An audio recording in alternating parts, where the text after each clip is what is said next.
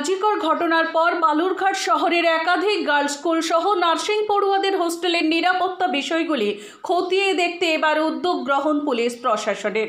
এদিন ডিএসপি নেতৃত্বে পুলিশ আধিকারিকরা বালুরঘাট হাসপাতাল চত্বরে থাকা নার্সিং কলেজে গিয়ে তাদের নিরাপত্তার ব্যবস্থা খতিয়ে দেখেন এবং কথা বলেন নার্সিং কলেজের সুপারের সঙ্গে। প্রসঙ্গত, বালুরঘাট নার্সিং কলেজে সিসিটিভি রয়েছে, কিন্তু তা পর্যাপ্ত পরিমাণে নয়। নাইট গার্ডও আছেন, কিন্তু তিনি প্রশিক্ষণপ্রাপ্ত নন। অপরদিকে বালুরঘাট গার্লস স্কুলে সিসিটিভি আছে, পাশাপাশি নাইট গার্ডও আছেন, দিনের রক্ষীও আছেন, কিন্তু কেউ প্রশিক্ষণপ্রাপ্ত নন। এই মতো অবস্থায় কতটা নিরাপত্তায় রয়েছে ছাত্রীরা? একটা সিকিউরিটি অডিট বলতে পারেন।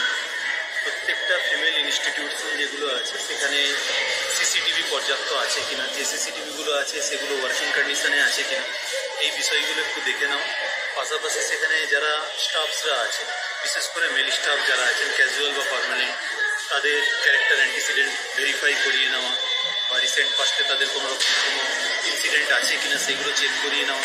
এই তাই এদিন বালুরঘাট গার্লস স্কুলে, আশুতোষ বালিকা বিদ্যালয়, নদীপাড় এনসি গার্লস হাই স্কুল সহ একাধিক স্কুলের নিরাপত্তা বিষয়গুলি খতিয়ে দেখা হয়। এই দিনগুলো এই সমস্ত স্কুলগুলির নিরাপত্তার বিষয়ে কী ধরনের রয়েছে, কারা নিরাপত্তার দায়িত্বে রয়েছেন এবং ক্লোজ সার্কিট ক্যামেরা কতগুলি লাগানো রয়েছে, সেই সমস্ত বিষয়ে তথ্য সংগ্রহ করেন পুলিশ আধিকারিক। তবে অধিকাংশ স্কুল সহ বালুরঘাট নার্সিং ট্রেনিং স্কুল এই নিয়েও কোনো পর্যাপ্ত সিসিটিভি, যেখানে প্রায় 180 জন মহিলা নার্সিং ট্রেনিং করেন, সেখানে মাত্র 11টি সিসিটিভি রয়েছে। অভিযোগ, নার্সিং ট্রেনিং স্কুলের পাশে থাকা পরিত্যক্ত ঘরে চলে নেশা, যেখানে থেকে কুনজরে তাকানো হয় মহিলাদের দিকে।